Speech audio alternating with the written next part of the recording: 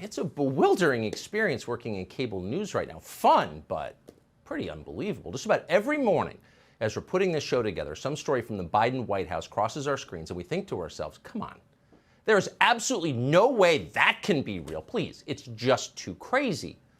And of course, pretty much every morning, what we had assumed was a joke turns out to be entirely real. It's actually happening. The Biden administration really is that crazy. They really are firing thousands of nurses in the middle of a pandemic, firing thousands of cops in the middle of a crime wave. No, they're not kidding even in the slightest when they tell you that's a genuine female four-star admiral standing right there. Joe Biden isn't giggling. He tells you Rachel Levine's promotion is a victory for women everywhere, and he means it when he says it. He means all of these things, even the ones he doesn't understand, which is most. As the guy who runs the Babylon Bee told us recently, it is getting tough to run a parody site in this country. No matter how creative your jokes may be, it is almost impossible to be more ludicrous than reality already is. And yet, even by those impossibly high standards, we can confidently announce tonight that we have just read the single most deranged news story ever printed in this country. So no matter what happens going forward, and God knows what that'll be, this story will live forever as the high watermark of political lunacy. Mark your calendars. It's October 28th, 2021. This is the day that things couldn't possibly get nuttier. And here it is. According to a piece in this afternoon's Wall Street Journal, the Biden administration has decided to pay reparations to illegal aliens. In other words, foreigners who came here without invitation, who came in willful violation of legal statutes passed by our Congress per our Constitution, those people are about to get a groveling apology and huge amounts of cash. Why? Because our government dared to enforce its own laws, which now apparently is immoral. So the Biden White House is going to pay criminals for committing crimes. It's almost impossible to believe that's real, but it is real. According to the Journal, the administration plans to, quote, offer immigrant families that were separated during the Trump administration around $450,000 a person in compensation. The U.S. Departments of Justice, Homeland Security, and Health and Human Services are considering payments that could amount to close to $1 million per family.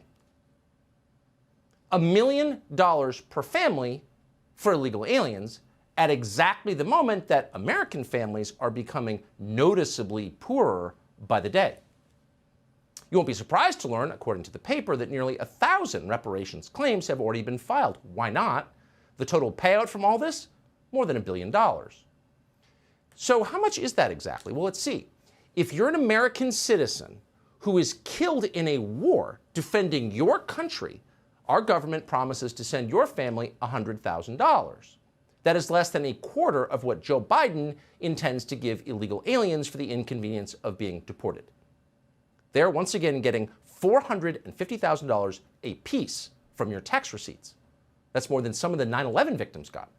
It's more than any ordinary American ever gets for anything from the U.S. government. Most people in this country just give.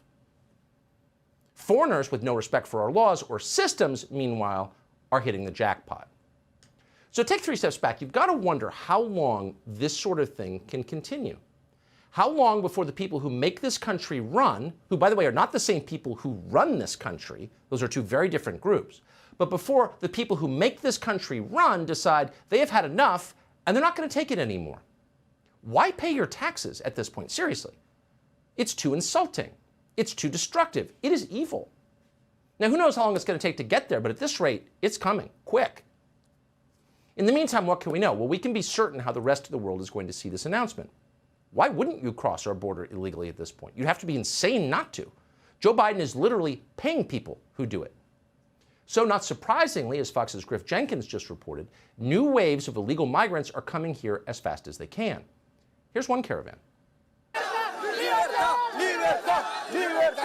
Chanting liberty, the caravan charges through a checkpoint as the Mexican National Guard stands by watching. The migrants, undeterred by Mexico's Foreign Minister Marcelo Ebrard, who says they are being deceived by the organizers. They tell them, let's go in the caravan. We get to the U.S. and they will let us pass. It's not true. You saw what happened with the Haitians. It's the same thing. But the warning isn't breaking the will of the migrants. That's not stopping us because we got We got the power of God right next to us, and he's going to open. That is not going to stop us. We're still proceeding. We will still moving. It's not going to stop us. We act like this is an act of God. We just can't stop it. But that's not what's happening. The Biden administration is actively encouraging this, and more so even today. The legislative framework that Democrats released today would give amnesty to millions and millions of illegal aliens. It's the largest amnesty proposed in the history of this country. The Center for American Progress, which is, of course, closely aligned with the Biden White House, released an analysis of this, and it concluded that nearly 7 million illegal aliens living here would get green cards under this proposal. Specifically, it would legalize anyone here illegally as long as that person could show he or she arrived in this country, follow this, between January 1st, 1972, during the first Nixon administration, and December 31st, 2009. That's a span of 47 years. Quite a strike zone. But what do you ask about the millions of illegals who've come here since 2009? Well, they're fine too, actually. The Biden administration has just put out a list of no-go zones, not places that foreigners who break our laws can't go. They can go anywhere, especially where you live.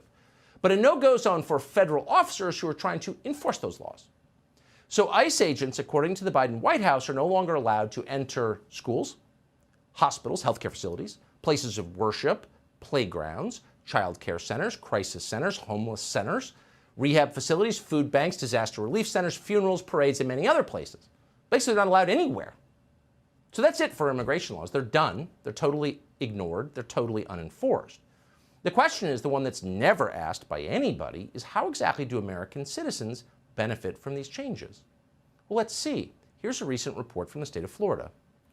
When Polk County Sheriff Grady Judd discusses this horrific car crash that killed a 5-year-old girl, the anger in his voice is hard to miss. Had he been in his home country last Saturday night, like he should have been, our 5-year-old beautiful little girl would have been alive. But instead, Ernesto Lopez Morales was driving down State Road 60 in Mulberry. He has already drinking 6 32-ounce beers by his own admission. And the sheriff says Lopez Morales was out buying more beer. We're told his headlights were off, he was speeding, and he slammed into the back of a Hyundai Elantra driven by a Plant City mother. The impact crushed the back half of the Elantra, including the back seat, where the 5-year-old was in her car seat. So here's the point of that awful story. That man, Ernesto Lopez Morales, should never have been here in the first place. He was here illegally like millions of others. He didn't even have a driver's license. So after downing the equivalent of 16 regular-sized beers, 16, he killed a 5-year-old girl in a car crash. So the question is, what will Joe Biden do about things like this? Well, nothing. We know that for certain because Biden has already announced that drunk driving is no longer grounds for deportation. You only arrest for the purpose of dealing with a felony that's committed, and I don't count drunk driving as a felony. I don't count drunk driving as a felony. Well, that's a big change. Oh, that only applies to people here illegally, not to you.